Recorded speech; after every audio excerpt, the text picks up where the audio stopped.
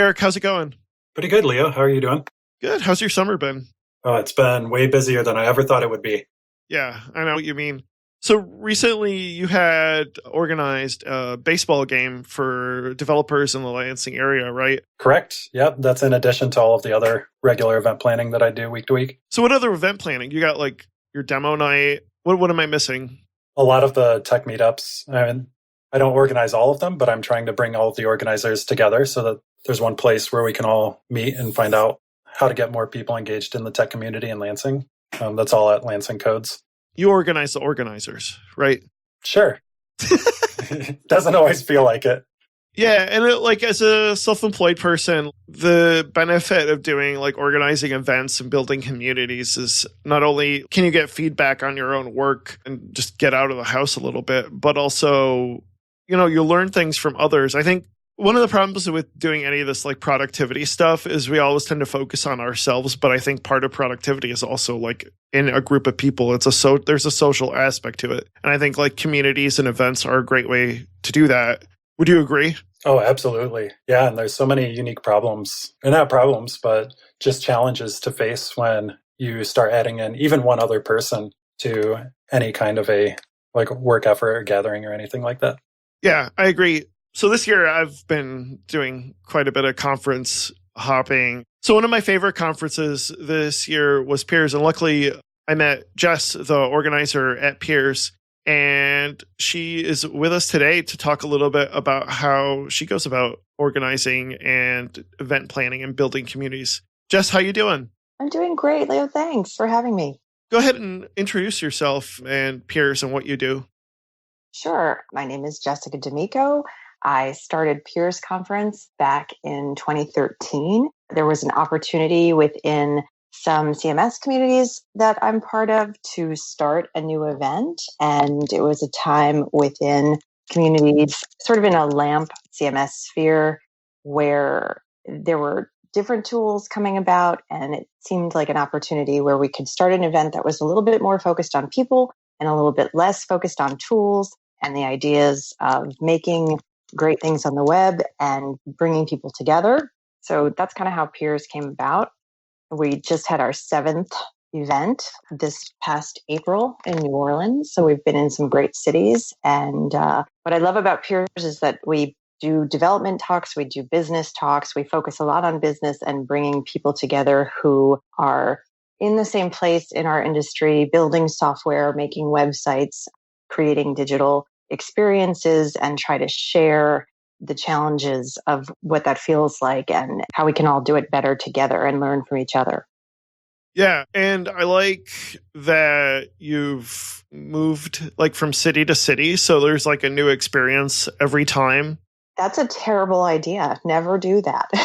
Oh, really? I thought it would improve accessibility for people who don't necessarily have the funds to fly to any such venue over the course of the year. It sure does. And one of the fun things about being an organizer is when you go to a different city each time, or no matter where you throw an event, people will come up to you throughout the course of the event and tell you how really the best place for your event is their hometown next year, and that you should definitely do it there. So that's always fun because, different people live different places. There aren't always great venues and hotels where everyone lives, but that's a fun piece of the job. Right. So 2020, Peers in Lansing, Michigan. Nice, Eric. I can't make any promises at this time.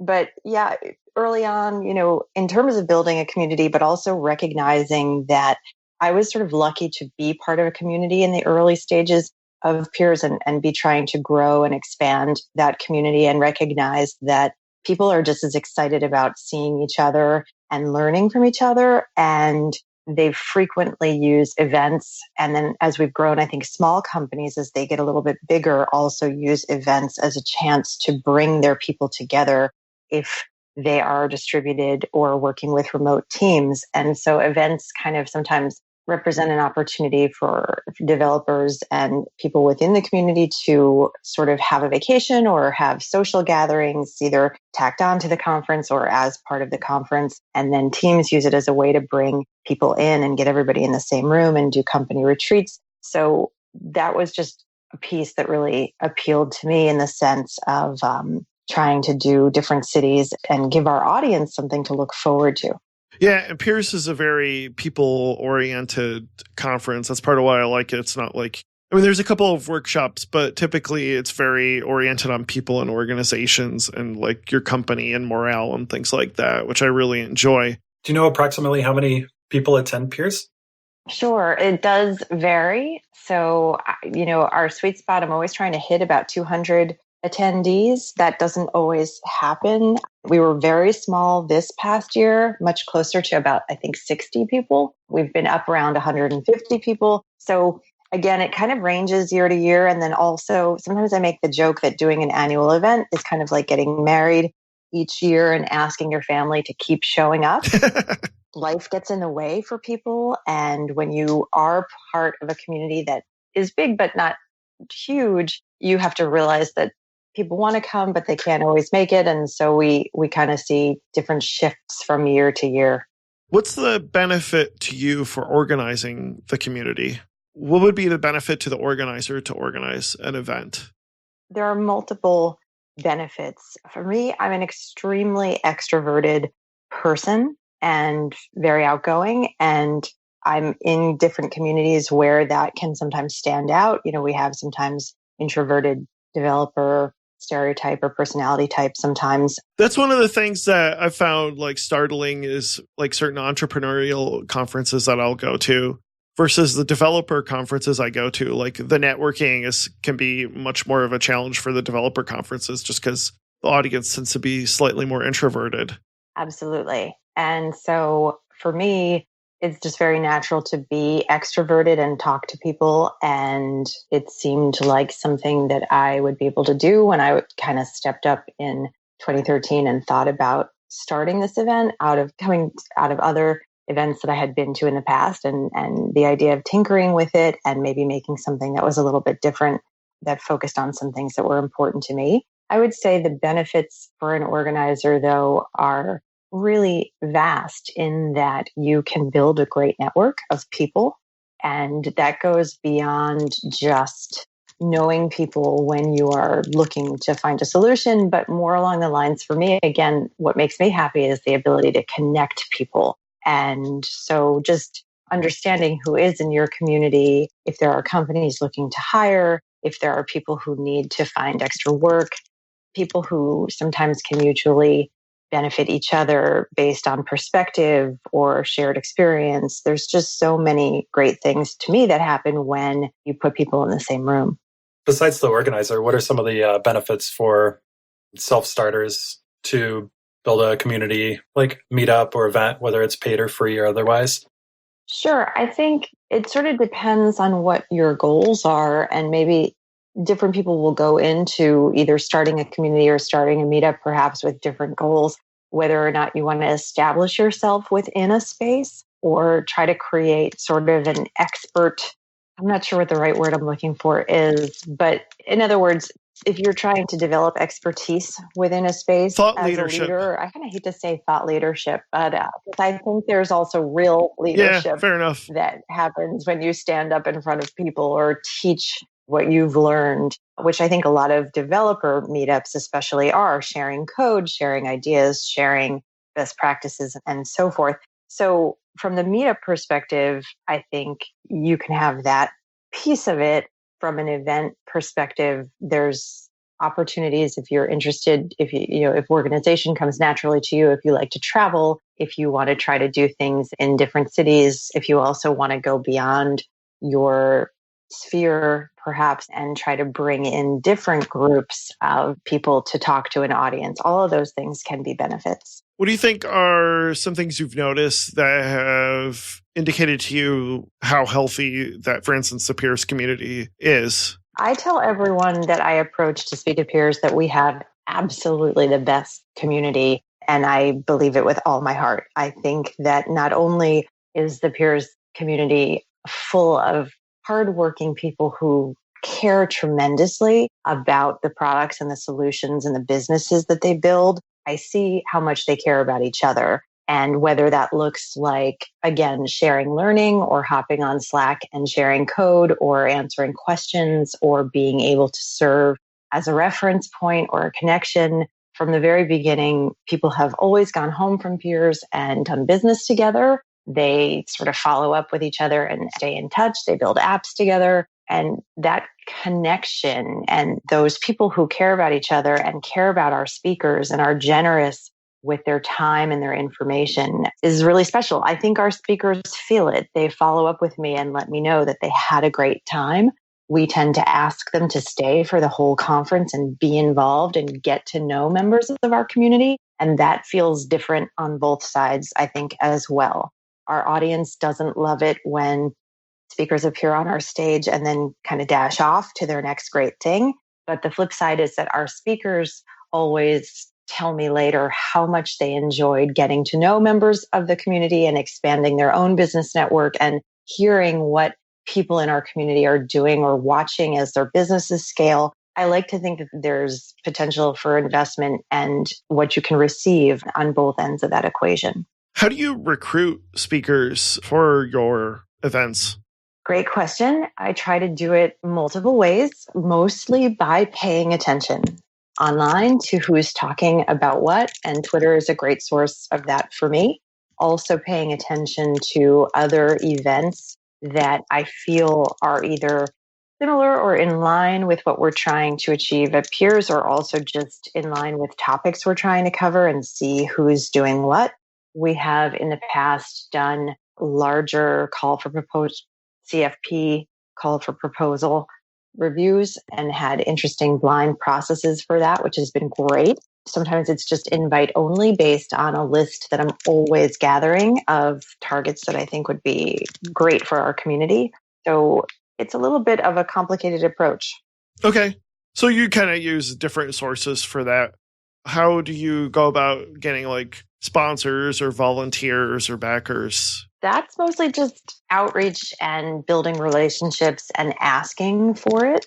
So I think you might remember how we have this ambassador approach where we try to partner with someone on the ground in our community and we make them a city ambassador or a food ambassador. Yeah, I really like that because then part of the traveling thing is like you get somebody who's familiar with the local area. Sure. It makes it welcoming. Yeah, I think also engineers, developers, business owners are smart and they tend to be a savvy do-it-yourself audience. So satisfying part of that piece of the community that's kind of like, oh, I want to find out everything about this location, or I want to have a great experience, or I'm really interested in food, or I'm good at doing research, so I'm already trying to do my homework on this location. So working along those lines to scratch that itch a little bit and provide great food or great experiences, or just understand also that I think a great experience can come from working with small business owners, and everyone at Peers, by and large, is a small business owner in one way or another. So it makes sense to me to champion small businesses on the ground where we are. And we always do that. We do that with coffee. We do that with snacks. We try to do that with the food we bring in. Sometimes we do it with speakers. It pays dividends. Have you thought much about how you identify some of the qualities that make like a good local ambassador, like someone who they have to be alive. Alive. Yeah, we don't want to run into that again. They have to be willing to talk to me. I've had some really great experience over the years with our ambassadors. They have been so generous again with their time, and we have fun and we go grocery shopping together to buy snacks for our speakers, and they take me to spots in town that they want me to try where I can get the best sandwich or the best thing, or we kind of geek out about food. And I've been so lucky over the years. And again, it's because our community is amazing. I love that portion, the conversation and geeking out about all of the different qualities of an area.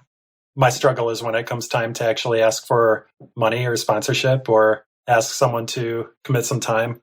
That's when I start getting really nervous.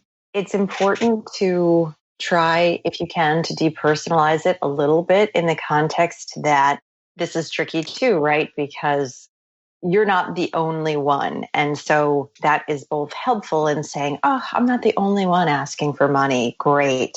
But then the flip side is, oh, I'm not the only one asking for money, so I've got to be the best one.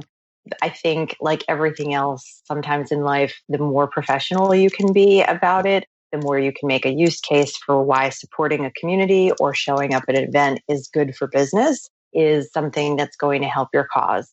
I talk about this a lot, usually on stage at the beginning of Peers, how much I appreciate our partners. I do call them partners because I really believe that they are partners in what we are trying to achieve in terms of building community. We are not an easy sell. We don't let our speakers come in and give them a free talk. We don't give them access to our audience list. We don't sell the members of our community the way that a lot of events do. And that sounds terrible, but it has just been a reality that I've been made aware of the longer I've been involved with different kinds of events. And so I tried to explain to our audience that partnership to me is doubly meaningful, because what it means when someone steps up to become a partner of Peers is that they're a partner of this community and they want to see this community succeed and grow. They want to see the businesses within it scale and do well and be support for the people who run them and work inside them. And we're trying to push that message rather than be in a booth and throw your wares at our audience. That's not our thing. But actually, that doesn't sound bad at all. It sounds really respectful. Right. Yeah, exactly. You're being very selfless and humble when you're asking. I think it's selfish from my perspective too, in the sense of I started out in this field as a web generalist, and I still consider myself a developer, even though my path has twisted and turned along the way. And I think that no one wants to go home from an event and get an email saying, it was so great to see you there from XYZ company, and why don't you fill out this survey about our new product? I don't think that feels good to me. I don't think it feels good to our audience. And what's great about Peers is that if you want to come and talk about your business and talk about products or solutions you're building that affect our community, there are so many opportunities to make connections within the community to do so. And that feels better, more organic, and ultimately much more successful to me as a way of promoting a product or promoting a brand or promoting a business, because you've actually made a human connection. I think we kind of discussed this at Peers actually, but like, what has been the best way to start something, a new event, and do it in a cheap and quick way? And then being able to like reach out and build that audience when you first start out. Does that make sense? It does make sense. You know, it's always a challenge, that idea of if you build it, they will come. I think right now we're feeling a little bit of event fatigue. There have been many, many events started seemingly in the past 5 years. I don't know if that's just indicative of the specificity of our industry. And so as languages and approaches pop up, there are just more and more specific tech events. Mm-hmm. Yeah, I'd agree with that. Ideally, just like software or any kind of product, if you can get sort of an MVP and float the idea of who your audience might be and get some buy-in in terms of attendance, my feeling is always start small, set a really reasonable goal. You know, can you put 30 people in a room? Could you put 50 people in a room?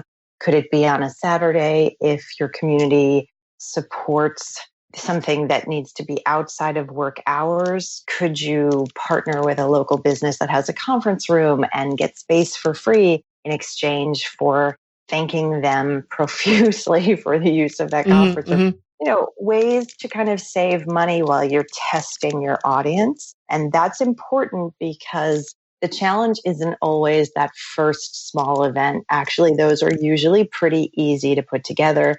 The challenge is, how do you do your second and third event where you get up to 100 people and you're selling tickets and you get the commitment of people to buy and stay? Yeah, that becomes the real challenge, is once they have to put their credit card number in, then it's like, oh, I don't know about this. The other problem that I've had is, especially with free events, is people not showing up, like basically RSVPing and not showing up. And that's like a whole other problem. Yeah, that's a whole other issue that I think, again, we see the benefits of software and tools like Meetup. And then as quickly as we have them and desire them, we kind of throw them aside and think, I don't really need to do this, you know? It's very, very easy to click accept. It's very, very easy to say yes to everything because it's not face to face. Exactly. It's digital. You won't be hurting someone's feelings. And then it's just a checkbox. Things happen in life where you get tired at the end of that day and you decide you can no longer make it. So that's a challenge.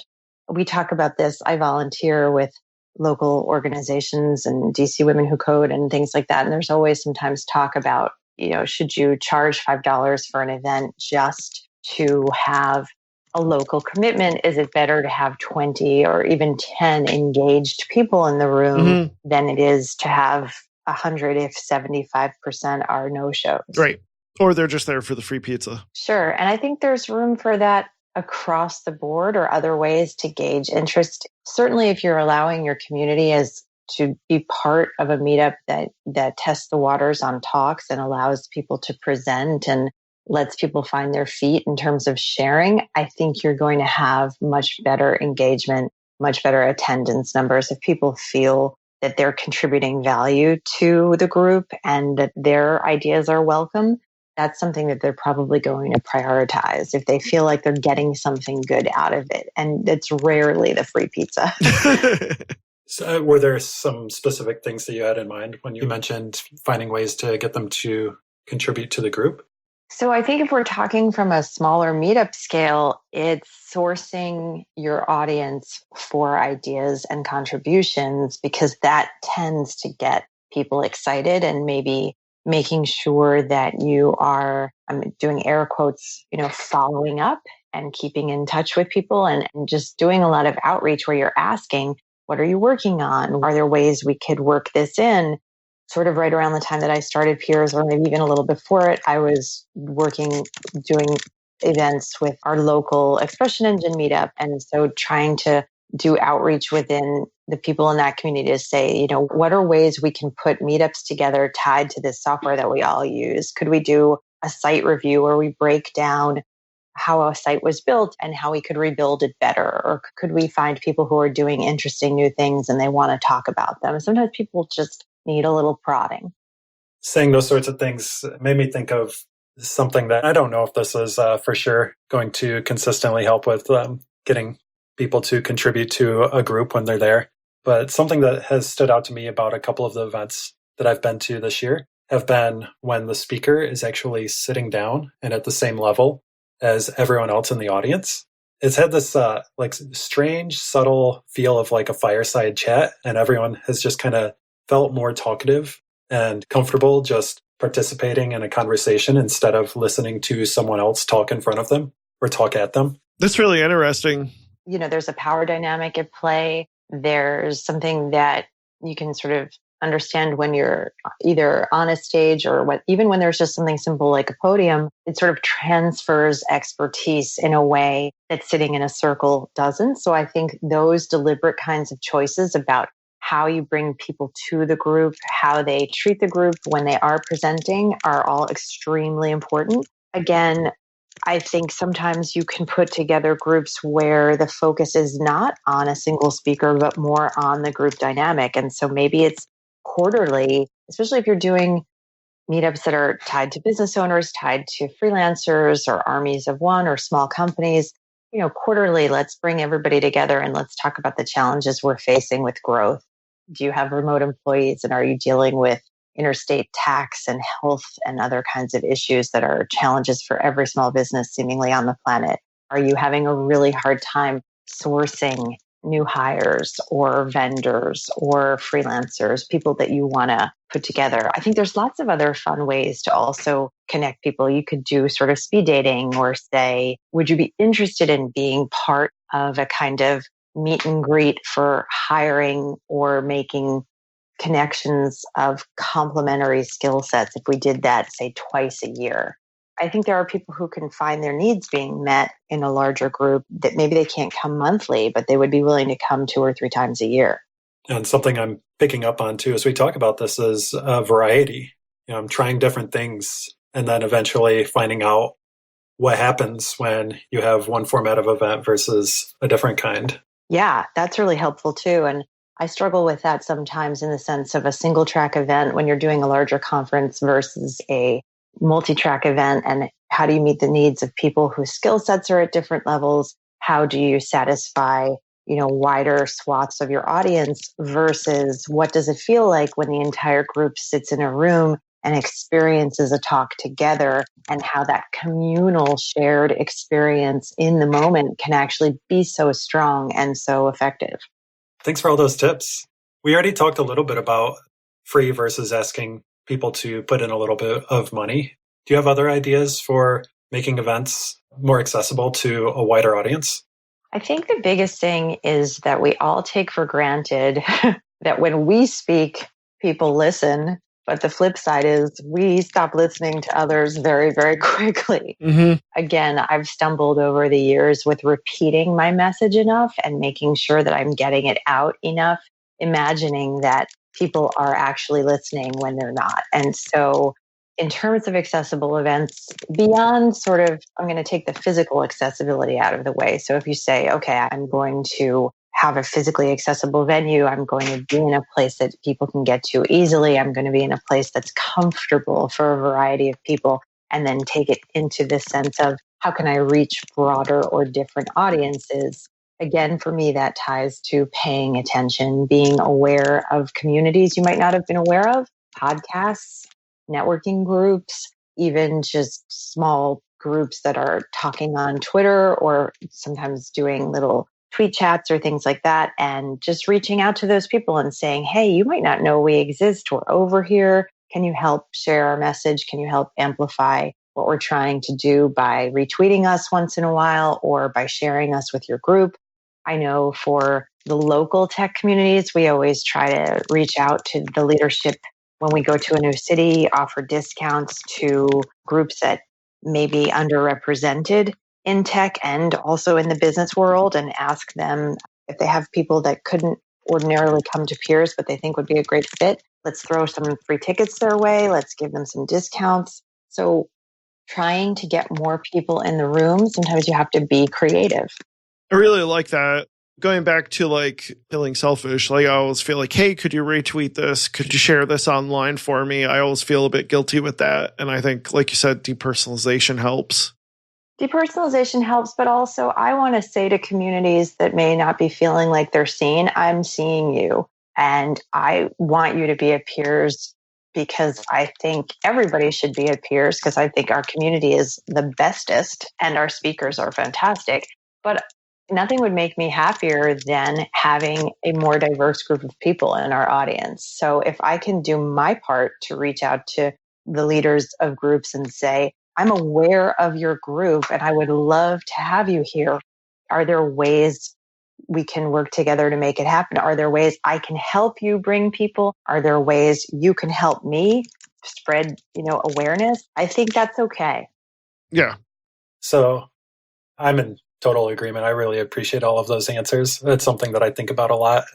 Having conversations with people is spot on. And it's almost frustrating how many times I have to tell myself that. And eventually one of these days it's going to sink in. Also, we have to learn not to be afraid to have those conversations in public. It's traditionally in my nature to sort of back channel some of them and reach out privately. And then maybe you aren't seen doing that work. And it's far less important to me to be seen doing the work than it is just for people to know my intentions or that I want to be as inclusive as possible. So I would say don't hesitate to put things out on Twitter. Don't hesitate to go with public messages in addition to the private emails or the private DMs you might send to say, how can we forge these connections? Because then sometimes things happen that you don't expect. Maybe there is another person paying attention who comes to you online or offline and says, I saw that you were trying to make this connection and there's another group you should know about, or there's someone I think would be good for you. Or if you're willing to put things out in public about your intent and your efforts, sometimes people come to you privately and say, we have a colleague who would love to come to this event, but they can't afford it this year. Would you consider comping them a ticket? I think they could find tremendous value. And that to me is always, again, very flattering. The idea that someone would take the time and think that there's value and benefits in Peers. And so it makes me thrilled to give tickets away. I like that you mentioned personalized emails. I feel like in this day and age, like we use a lot of email newsletters and we try to automate stuff, but I've found that like personalized emails are really effective. Reaching out to people and personalizing it and actually like saying something about that person as opposed to just mass emailing and having a template for the first name and last name. Like personalized email makes a difference to people. I believe in that 100,000,000%. That's something that really resonates with me. I try to do a lot of that. I try to reach out to people a lot and just tell them that I'm thinking about them. But I think in the context of events, when, especially with speakers, good speakers know they're good speakers and they get a lot of requests.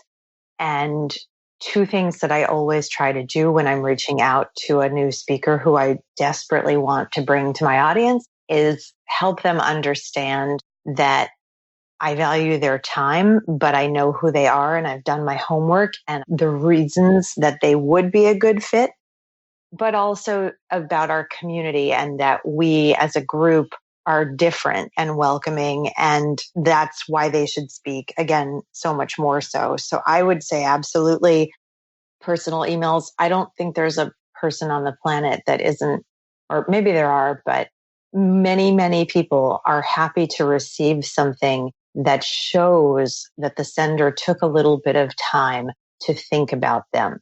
Yeah, I agree completely. And we've kind of lost that art in the last, 10 years or so. It's important. People want to think that they have an impact on others, and then that's a way to verify that. It builds strong connections. So, what are some of the biggest challenges you've faced and you feel like a lot of organizers face when they're starting something? Oh, tons. No, if there's opportunities to do your first event locally, that's probably a smart decision. So it sounds to me like you're saying, like, keep it small, keep it cheap when you first start off. It's very clear when an event is trying to make a lot of money. Yes. There aren't details that are attended to. Sometimes little things like water are missing, little necessities here and there. So taking care in the details of your event will resonate with your attendees. And it doesn't have to be lavish and it doesn't have to be huge. You could have a very simple event that you charged $20 in tickets in your town and got somebody to throw in pizza or tacos and got the space for free. But if you just paid attention to the details and made people feel welcome and also made them feel like you were trying to give them something of value and you're approaching it from a authentic and genuine place, I think that will resonate with an audience. People know when they're being sold. Yeah, I agree with that completely. Sometimes at big conferences, they actually don't know that the keynotes are all sold. Sorry to break it to you, listeners. A lot of keynotes are sold.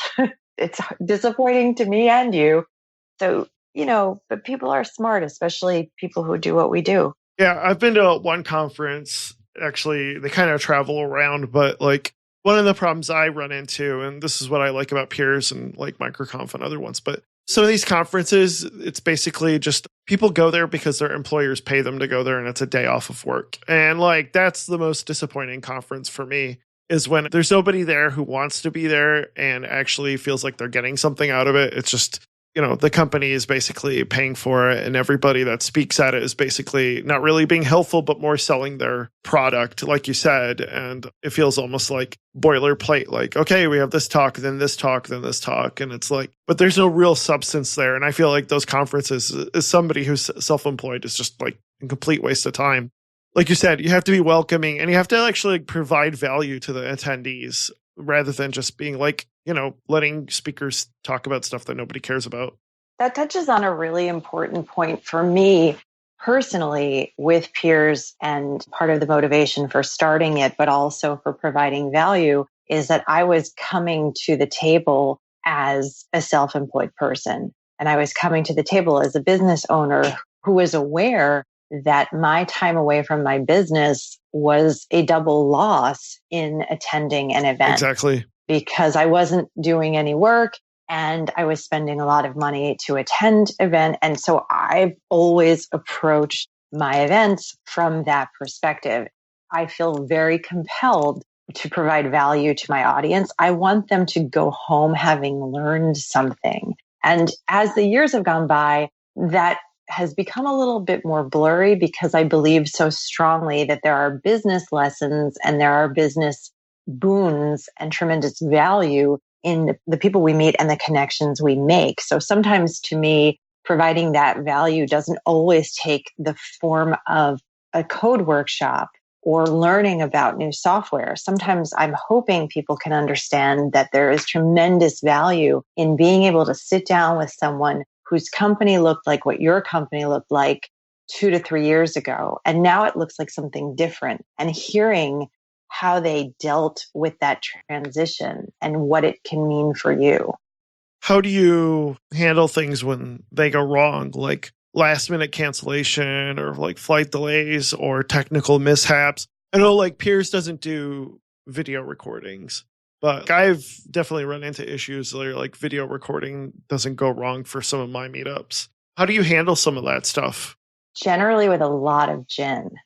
I was going to say coffee, but yeah, gin would be better, I guess. Yeah. I've both been tremendously lucky, and then also things go wrong and you have to have a plan. And then also I've gotten some great advice along the way. So I'll sort of tackle that in 3 ways. I have to say, when I first launched Peers, I felt so tremendously lucky because I had made some great connections in our industry who were tremendously, tremendously helpful. And I had some very wonderful moments where sometimes you know you're on the right track because someone comes into your life with a piece of advice or a different perspective, and it helps you understand that there's sort of reasoning behind the larger madness. One person for me was Alan Branch from Less Everything, who through with his business partner at the time, Stephen, PeersConf that I attended back in 2012, I want to say. And I was telling Alan that I was going to be doing this new event, and he gave me all this really great advice that I still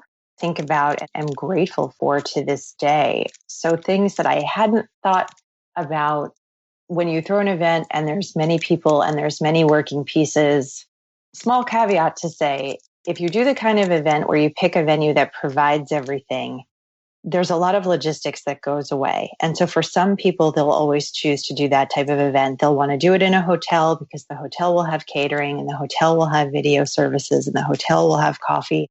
You pay a lot more for that kind of thing. And sometimes the venues can be uninspired. But what you get in exchange is convenience for your attendees who go downstairs from their room to the conference. And there's always coffee there because it's the hotel's job to do that well. And there's always snacks or what have you because you've paid for them in advance. So lots of benefits to doing those kinds of venues. I've always tried to go the other direction and have more creative, hands-on, again, working with small business. I think my audience wants to drink coffee from a local shop and champion a small business whenever we can, then do the hotel thing. But you have to recognize the choices you make and how sometimes it makes things easier, sometimes it makes things harder. Alan gave me lots of great advice about what to do when a speaker doesn't show up at the last minute, or when a speaker suddenly has a case of nerves or just some difficulty getting through their talk and needs some help from you.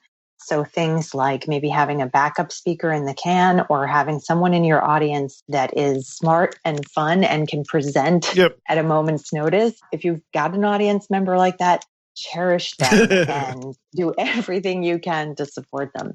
That happened to me my first time out. It was sort of like Alan said, all these things will happen. And then a month later, all those things happened. And I was like, gosh, thanks, Alan. I was mentally prepared for this because you told me. So sometimes forewarned is forearmed. And I have found it that I just try to lay out a little logistics plan, not only of being extraordinarily planned with the scheduling down to the minute of this is when this vendor arrives and this is when this person arrives and this is when this will happen. Because I think when you lay out a fairly stringent schedule, it actually then frees you for wiggle room. If you know what is supposed to happen when, you can actually make more adjustments.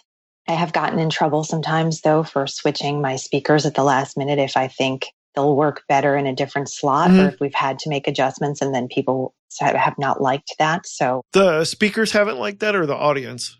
The speakers haven't liked that. I find that if you meet your audience even moderately halfway in terms of respect and a decent sandwich, they will really forgive things like changing your schedule. We like to talk about tools, and you're just talking about logistics and laying down your logistics plan. What tools do you use to do that? Like, do you have like a spreadsheet or a to-do list or what? I have many tools. I use spreadsheets for things like budgets and financial planning. I use survey software like Typeform for seeking out feedback, for RFP response. I tie a lot of things together with Zapier and Trello boards. So again, things for building your audience. So sometimes staying aware can be easier than you think if you build Twitter lists and then use Zapier to kind of collect those tweets in spreadsheets and say, okay, once a week, I'm going to go review this spreadsheet and actively pay attention to the things I said I was going to pay attention to. I find it really hard to stay on top of Twitter at the moment. I use Tweetbot. I love Tweetbot. I set up columns. I'm kind of a dork. It's still hard to watch all those things. But I think from the business perspective, for things like sponsorship, you can be listening to different searches, or you can put 50 people in a list and then pay attention to what those 50 people are talking to by zapping those tweets to a spreadsheet. I like to do things like that. I like to tie all of our survey stuff to different Trello boards or our RFP submissions when we do our review processes and we bring in an evaluation team for the talks. They get access to the Trello board and we move talks along from here's our initial submission and here's our first round selection and here's our second round selection and then here's our final.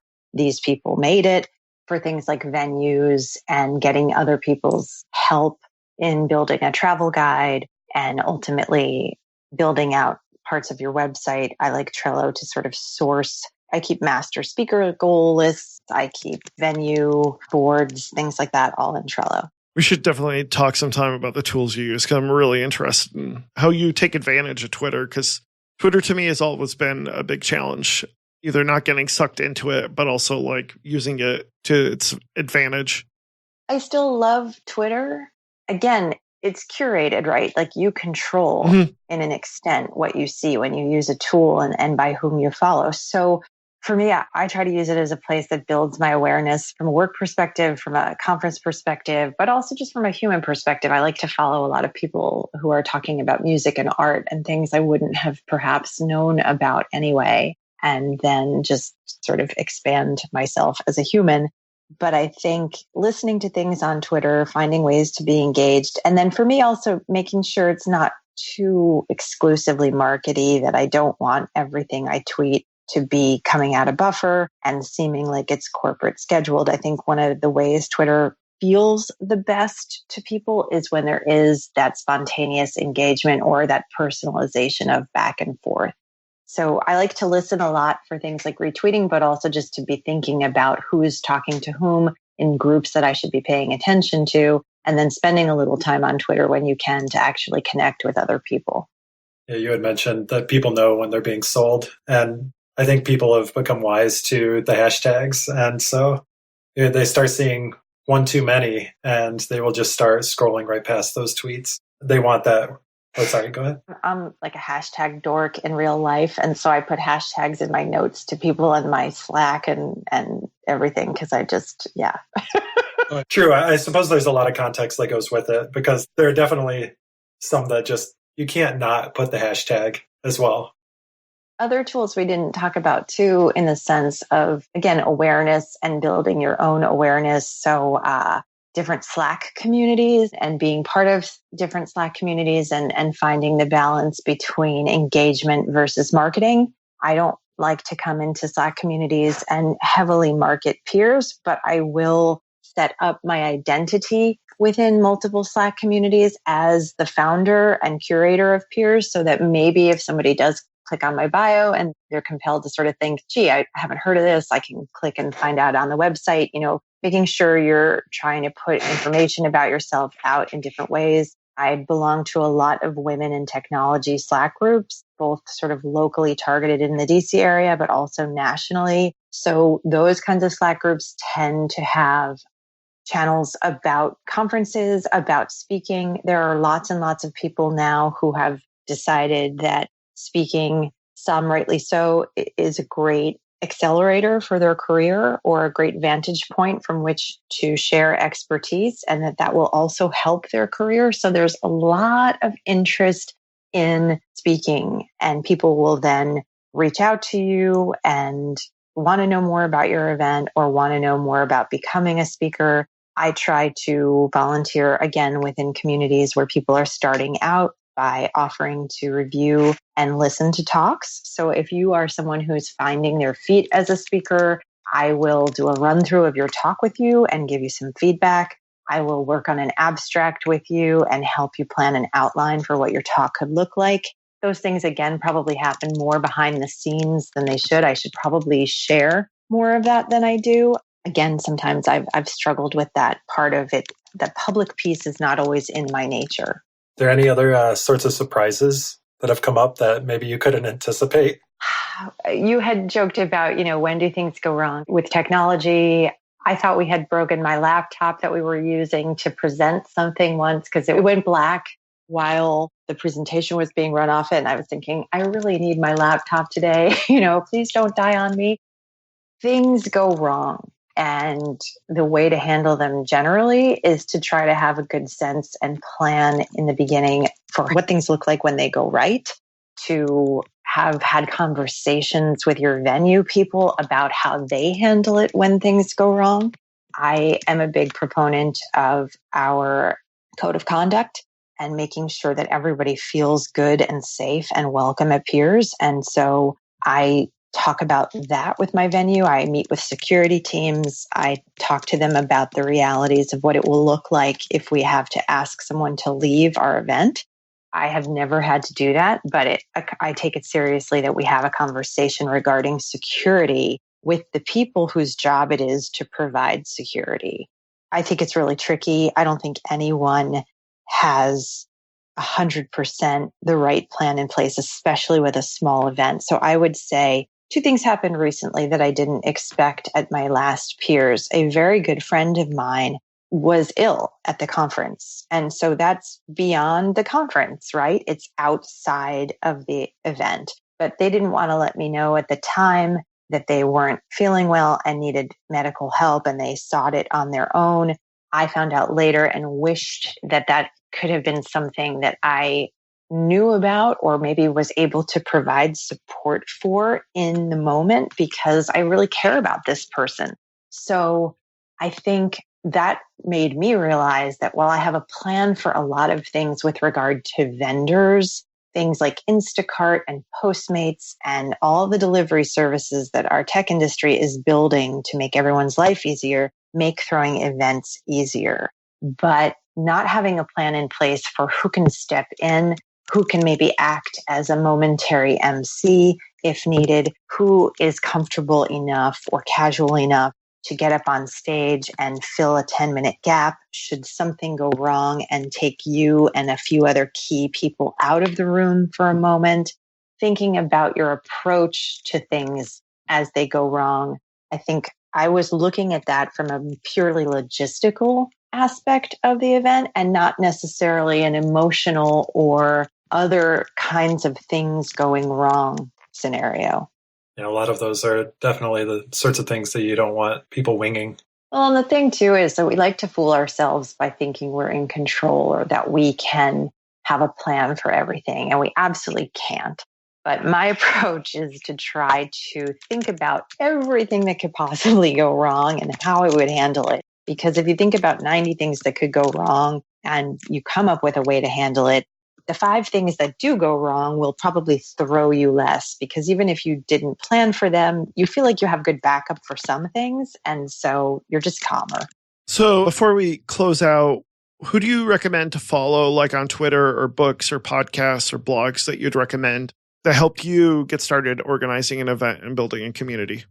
That's a good question. I don't think I've approached it from the process of, are there key individuals to follow that will help me start a good community? I think sometimes you have to start with the community or the event you're trying to emulate and pay attention to what those people do. So for me, in terms of trying to throw a very human tech event, I've been fairly selective over the years about the kinds of events I go to when I'm making a commitment of time and money to an event, and paying attention to either the way those organizers have done things or the way the events themselves are thrown, or perhaps what their online communities look like in Slack. I've attended an event called XOXO in Portland a few times, and it's one of my favorites. They have a huge Slack community, and their community, they make a ton of contributions and suggestions, and they're totally built in. So that is an interesting one. Back in the day, I really enjoyed Brooklyn Beta when that was around.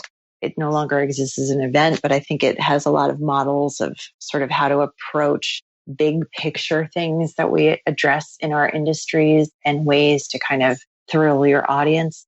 And then listening to people and what they say about events. And sometimes you can learn just as much from a not good event as you can from a great one, right? And how not to do things, or what kinds of speaker rosters don't feel good to you, or perhaps look the way that you wanted them to look, being deliberate.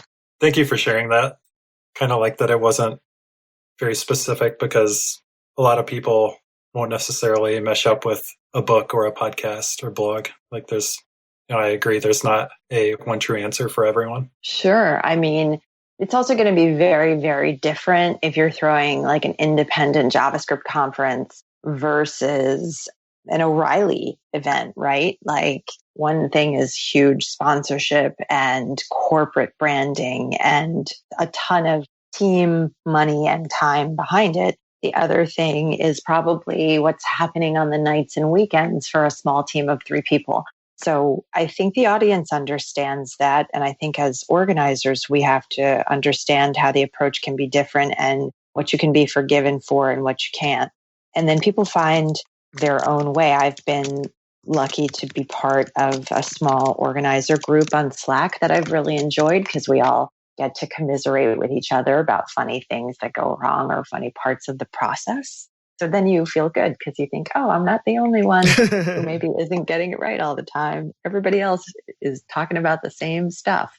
Yeah, very true. We didn't even get to dig into like having a good support group, because there's a lot of stress involved in this, on having other people to just validate your feelings and bounce ideas off of. I'll probably think of 10 things the minute we stop.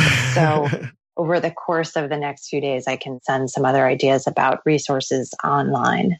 Oh, great. That would be wonderful. Thank you. Well, thank you so much, Jess, for coming on the show.